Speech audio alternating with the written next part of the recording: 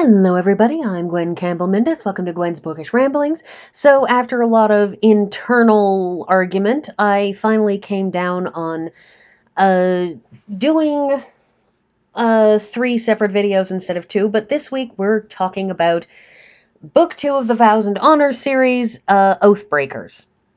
This is, I would argue, the only real novel in this series. The Oathbound is a perfectly good story, but it lacks the beginning because the beginning exists in a short story, as I said last week, either in Oathblood, or if I were to tick back over in the Sword and Sorcery Part number 3 edition. So it's missing its beginning, and it is extremely episodic. I mean, really, really, really episodic. It's like a collection of novellas in one novel. And so while there is, an ongoing theme, and there is a callback in, a later section of the book to an earlier adventure that Tarma and Kethri had, it's not, it's just, it's a whole bunch of bits. Now, it's a very enjoyable read. I love Tarma and Kethri. I love the asexual Swordsworn. I love the dynamic between them. I love the sense of humor in this series. There's a lot of humor in this series. The Kyrie Worrell, who is the mountain lion wolf thing with human grade intelligence, is very dry and sarcastic and ironic by turns, and he's great fun. Tarma and Kethri have a wonderful sisterly relationship with a lot of back and forth, with a certain amount of arguing between them, because Tarma tends to be overprotective of Kethri because Tarma, has lost her entire clan. And Kethri has sworn to Tarma that she will help Tarma repopulate the clan. The thing was, in case I either didn't mention this or people missed it or forgot or whatever, Kethri had basically sworn that she would have children, and those children would be raised at least partially like a Shinain clan, so that, and any of her children who made the decision to be Shinain upon reaching adulthood would form the core of this new Talasedrin clan. And so Tarma is really very much relying on Kethri to provide her with the continuation of her clan. So there's an issue of overprotectiveness. And the thing is, they're two very, very different people, but they fit very well together. One might even argue, to an extent, a sort of a platonic soulmate concept. It's not romance between them. It's just that, they're really, really good friends who really get each other.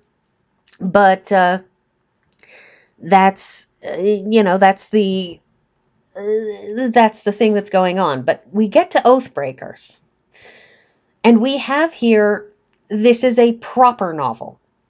It has a single plot line that runs through the whole story. It has a beginning, middle, and end.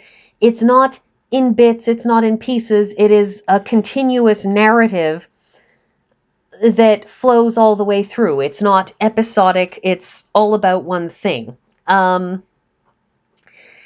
so in Oathbreakers, well, let's go back to the Oathbound for a moment. In the Oathbound, Tarma and Kethri agree that they need to raise money in order to, A, fund a White Winds school, because Kethri is part of the White Winds magical school, school of magic, rather. A way of doing magic, a philosophy, and so on and so forth. And part of that whole philosophy is that one is supposed to either join or start a White Wind school upon reaching, either the master level or adept level, that once you reach a particular point, you should pass along your knowledge. And Tarma wants to establish her clan, and what that means is they need money. So in the last book, they decided that they would become mercenaries because that was where their talents lie. Tarma is swordsworn, which means she, is a absolute death machine when she wants to be. And Kethri is the White Wind School is not a healing school of magic. It's a school of magic that has a lot of very practical lines of thought in it, including offensive battle magics. So they had decided to go out there and make a reputation for themselves and take on jobs as mercenaries and build up money. Well, what they wound up getting to was they wound up having a very big reputation, a reputation for being heroes who will save helpless women and, the powerful sorceress, and they'd wound up with all of that. But they had a problem, which was that their reputation has, thanks to a particularly offensive bard, become the reputation of heroes who are in it to hero, not mercenaries who are in it to make money. And it's not that they're bad people, but they want to make a living and they want to raise funds and for the school and the clan and everything else. So they decide, upon the advice and assistance of two friends of theirs, mercenary friends, to join a mercenary mercenary band group. I'm trying to remember what they're called because I don't take notes and I never remember anything. The main thing is that joining a mercenary band, joining up with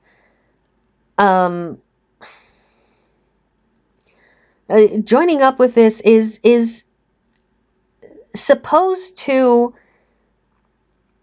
in effect, get them money and get them a reputation as being something other than heroes out heroing. That they are practical people, that people can hire them as, that it will get them a something that will get them a reputation as business people, as people who can be hired to do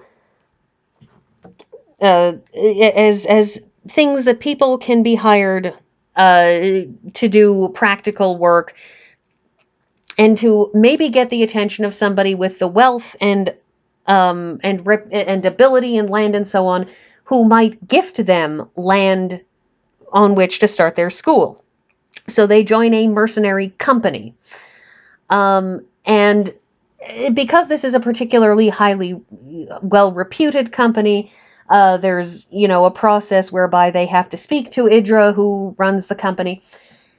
And the story starts with them in the middle of a campaign. They're part of a war. Their mercenary company has been hired. Has been hired by one of the sides in order to win this particular war campaign. And it follows them through the tail end of that campaign, which, gives us a starting point in terms of where we are in time and place. And then Idra, who is actually a member of the royal family of Rethwellen, has to leave because even though she has given up any claim to the throne, her vote still counts in terms of getting one of her two brothers named as king. And so off she goes to do that, and then news comes to the Hawks, to her company, and the Sunhawks, the man who was left in charge of the Sunhawks, becomes aware that Idra has vanished, that she's gone, that nobody knows where she is. And so he asks Tarma and Kethri to go because the pair of them he can give them an excuse to head out to Rethwellen, and because they're both subtle enough and quiet enough and able to go undercover well enough, that that he doesn't have to worry about, somebody finding out, and if Idra's in trouble, they'll be able to find out, and if anyone can rescue her, it's the pair of them. So off they go. And in the process, they find out that the King of Rethwellan is up to something that's probably hinky, to borrow a turn of phrase from Abby from NCIS. And the story follows them, and it follows them into our first real contact with Valdemar. Valdemar gets mentioned once or twice in the course of this series, but this series, in the first book, The Oathbound, and in the short stories that had been published before Oathbreakers, if there was any mention of Valdemar, it was in passing. And in this book, we actually get a contact with Valdemar. And that contact is with the man who is Queen Selene's grandfather. And Queen Selene is the woman who is queen, for the record, in the first books published in the Valdemar series. So we are actually coming up to the first books that Mercedes Lackey published in this series. Finally, we're starting to creep up on them. We're not actually there. There's some, half dozen books between here and that, but temporarily we're starting to get there. Anyway, so they meet Prince Roald, who they don't realize at the time is Prince until he finally tells them, which basically that only comes up when he says, I can promise you Valdemar's monetary support and support of weapons, and they're like, how can you possibly promise that? You're a herald. You're a guy who rides around and announces people. Because, of course, that's what heralds do anywhere but in Valdemar. Anyways, he winds up explaining that he is the prince, and the thing is, to give away the ending, it turns out that Idra was horribly viciously raped and murdered by her brother, and her other brother had fled for his life, and the brother who fled for his life returns and is put on the throne by a massive coup that the Sunhawks do, because the Sunhawks, well, they want revenge for the death of their company's captain, because their company captain, Idra, as I said, had been viciously murdered and raped by her brother.